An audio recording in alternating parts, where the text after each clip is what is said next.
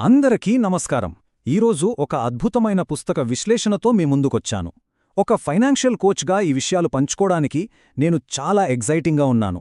మనం సాధారణంగా ఏమనుకుంటాం, డబ్బు సంపాదించడం, దాన్ని డబుల్ చేయడమంటే పెద్ద పెద్ద ఎక్సెల్ షీట్లు, క్యాల్క్యులేషన్లు, కాంప్లెక్స్ మ్యాథ్స్ అనుకుంటాం కదా. కాని అసలు సీక్రెట్ అంతా మన మైండ్ సెట్లో ఉంది, మన ఆలోచనా విధానంలో ఉంది.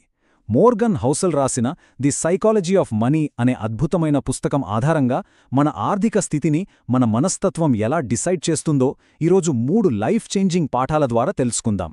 సరే, ఇక ఏమాత్రం ఆలస్యం చేయకుండా టాపిక్లోకి డైవ్ చేద్దాం. ఒక్క క్షణం ఆలోచించండి.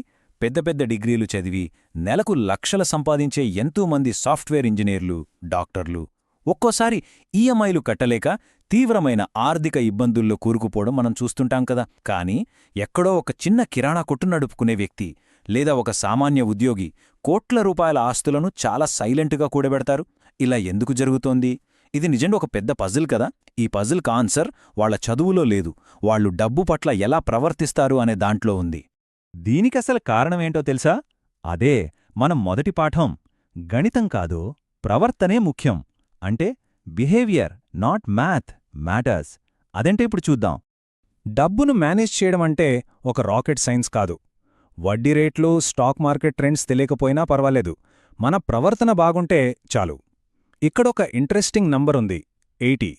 అవును, మన ఆర్థిక విజయంలో 80% మన సైకాలజీ పైనే ఆధారపడి ఉంటుందని, కేవలం 20% మాత్రమే మన ఫైనాన్స్ నాలెడ్జ్ పైన ఆధారపడి ఉంటుందని ఈ పుస్తకం చెప్తోంది. అంటే మనకి ఎంత చదువు ఉంది, మన ఐక్యూ ఎంత అనేది కేవలం 20% మాత్రమే. మిగతా 80% అంతా మనం భయంలో ఉన్నప్పుడు లేదా అకౌంట్లో ఎక్కువ డబ్బున్నప్పుడు ఎలా ప్రవర్తిస్తున్నామనేదే ముఖ్యం. కోపం, భయం, అత్యాశ, పక్కవాళ్లతో పోల్చుకోవడం, ఈ ఎమోషన్స్ని కంట్రోల్ చేసుకోవడమే నిజమైన ఫైనాన్షియల్ ఎడ్యుకేషన్. దీనికొక బెస్ట్ ఎగ్జాంపుల్ చెప్తాను. ఈ ప్రపంచంలో డబ్బు విషయంలో ఎవ్వరూ పిచ్చివాళ్లు కారు. మనం తరచుగా ఇతరుల ఫైనాన్షియల్ డెసిషన్స్ చూసి, వీడికి బుద్ధిలేదు, ఇలాంటి చోట పెట్టుబడి పెట్టాడేంటి అని కామెంట్ చేస్తాం. కాని ఎవరి పరిస్థితులు, అనుభవాలు వాళ్లవి. ఉదాహరణకు 1929లో స్టాక్ మార్కెట్ కుప్పకూలినప్పుడు సర్వం కోల్పోయిన కష్టాలను కళ్లారా చూసిన ఒక తరం వ్యక్తికి షేర్ మార్కెట్ అంటేనే ఒక వణుకుంటుంది. అతను తన డబ్బుళ్లన్నీ తీసుకువెళ్లి సేఫ్గా బ్యాంకులో ఎఫ్డీ చేస్తాడు. కాని పుట్టినప్పుడునుండి మార్కెట్ లాభాలను మాత్రమే చూస్తూ పెరిగిన ఈ జనరేషన్ కుర్రాడికి మార్కెట్ అంటే ఒక ఏటీఎంలాగా కనిపిస్తుంది. ఆ కుర్రాడు క్రిప్టోలో, ఆప్షన్స్లో ధైర్యంగా రిస్క్ చేస్తాడు. ఇక్కడ ఇద్దరిది తప్పులేదు, వాళ్ల ఎక్స్పీరియన్సెస్ వాళ్ల ఆలోచనలను అలా మార్చాయి అంతే. ఇక మనం నేర్చుకోవాల్సిన రెండో ముఖ్యమైన పాఠం ఏంటంటే, కనిపించనిదే అసలైన సంపద. True wealth is unseen.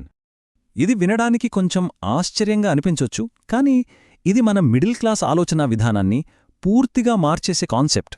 మనం ఎప్పుడూ రిచ్గా కనిపించడానికి, నిజంగా వెల్దీగా ఉండటానికి మధ్యున్న తేడాను మర్చిపోతుంటాం. దీన్నే man in the car paradox అంటారు. రోడ్డు మీద ఒక ₹1,00,00,000 బెంచ్ కార్ వెళ్తుంటే, అబ్బా ఆ డ్రైవర్ ఎంత గొప్పవాడో అని మనం అనుకోము. దానికి బదులు, ఆ కార్లో నేనుంటే జనాలు నన్ను ఎంతలా మెచ్చుకుంటారో కదా అని మనల్ని మనం ఆ కార్లో ఊహిసుకుంటాం. నిజమేంటంటే, పక్కవాళ్లు మనల్ని చూసి మెచ్చుకోవాలి, సమాజంలో మనకొక రేంజ్ కావాలి అని మన స్తోమతకు మించి అప్పులు చేసి మరీ వస్తువులు కొంటే మనం చాలా ఫాస్ట్గా పేదవాళ్లుగా మారిపోతున్నామని అర్థం.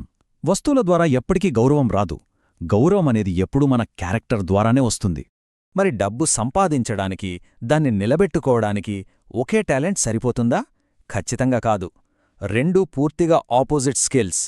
ధనవంతులుగా మారడానికి మనకు కొంచెం ఆశావాదం కావాలి, కొత్త పనులు చేయాలనే రిస్క్ తీసుకునే ధైర్యం కావాలి. కాని సంపాదించిన ఆ సంపదను నిలబెట్టుకోవడానికి ఇవేమీ పనికిరావు. దానికి భయం కావాలి, పొదుపు కావాలి, సింప్లిసిటీ కావాలి. ఎప్పుడు ఏ కష్టమొస్తుందో, ఏ మార్కెట్ క్రాష్ అవుతుందో అనే ఒక చిన్న భయముంటేనే మనం జాగ్రత్తగా ఉంటాం. లాటరీ తగిలిన వాళ్లు చాలా త్వరగా మళ్లీ పేదవాళ్లుగా ఎందుకు మారిపోతారో తెలుసా? వాళ్లు సంపదను సృష్టించారు, కాని దాన్ని ఎలా కాపాడుకోవాలో వాళ్ళకు తెలీదు. అసలు సంపద అంటే ఏంటో తెలుసా? ఒక ఖరీదైన ఫోన్, పెద్ద ఫారిన్ ట్రిప్ లేదా బ్రాండెడ్ బట్టలు ఇవి సంపద కావు. మనం కొనకుండా వదిలేసిన ఫోన్, మనం చెయ్యకుండా ఆపుకున్న ఖర్చుంది చూసారా, ఆ మిగిలిన డబ్బే నిజమైన సంపద. సంపద అనేది కనిపించని ఒక అదృశ్య కవచంలాంటిది. రేపు పొద్దున ఉన్నట్టుండి మన ఉద్యోగం పోయినా, ఏదైనా మెడికల్ ఎమర్జెన్సీ వచ్చినా ఆ అదృశ్య పొదుపే మనల్ని కాపాడుతుంది. అది మన భవిష్యత్తు కోసం మనం దాచుకున్న ఒక పవర్ఫుల్ వెపెన్. ఇక మన మూడవ ఆఖరి పాఠం. సమయంపై స్వేచ్ఛే గొప్ప లాభం. Time freedom is the best dividend. అసలు మనం ఎందుకు డబ్బు దాచుకోవాలి? దీనికి ఒకే ఒక ఆన్సర్: ఈ టైమ్ ఫ్రీడమ్. మనం స్టాక్ మార్కెట్లో లేదా మ్యూచువల్ ఫండ్స్లో ఇన్వెస్ట్ చేస్తే మనకు డివిడెండ్స్ వస్తాయి కదా, అలాగే మన జీవితంలో డబ్బు ఇచ్చే అతి గొప్ప డివిడెండ్ ఒక బంగారు ఆభరణం కొనడమో లేదా ఒక లగ్జరీ ఇల్లు కట్టడమో కాదు. ఉదయాన్నే నిద్రలేవగానే ఈరోజు నా ఇష్టం, నాకు నచ్చిన పనిని నాకు నచ్చిన వ్యక్తులతో నాకు నచ్చినంతసేపు నేను చెయ్యగలను అని ధైర్యంగా చెప్పగలగడం. ఆ స్వేచ్ఛనివ్వడమే డబ్బు చేయగల అతి గొప్ప పని. ఎవరి దగ్గరో మనకు నచ్చని ఉద్యోగం భయంగా చెయ్యాల్సిన అవసరం లేకుండా మన సమయాన్ని పూర్తిగా మన కంట్రోల్లో పెట్టుకోవడమే నిజమైన ఫైనాన్షియల్ ఫ్రీడమ్. ఈ విశ్లేషణను ముగించే ముందు ఒక లోతైన విషయం గురించి ఆలోచిద్దాం. మనకి ఎంత ఉంటే చాలు అనే ఒక ఫినిష్ లైన్ మన మైండ్లో ఉందా? లేదా పక్కవాళ్లతో పోటీ పడుతూ ఎప్పటికీ సరిపోదు అనే పరుగుపందెంలో ఇతరుల కోసం మన జీవితాన్ని పణంగా పెట్టుతున్నామా? మనకంటే ఎక్కువ సంపాదించేవాళ్లతో పోల్చుకుంటూ పోతే ఆ రేస్కు ఎప్పటికీ ఎండ్ కార్డుండదు. మన దగ్గర ఇప్పటికీ ఉన్నదాన్ని, అసలు మనకు అవసరం లేని విషయాల కోసం రిస్క్ చేయడం చాలా పెద్ద తప్పు. మన చాలు అనే గీత ఎక్కడుందో మనం డిసైడ్ చేసుకున్న రోజే మనం నిజమైన ధనవంతులం. ఈ కాన్సెప్ట్స్ గురించి ఒక్కసారి ప్రశాంతంగా ఆలోచించండి. డబ్బు అనేది కేవలం మ్యాథ్స్ కాదు, అది మన ఎమోషన్స్ని మేనేజ్ చేసే ఒక అద్భుతమైన సైకాలజీ.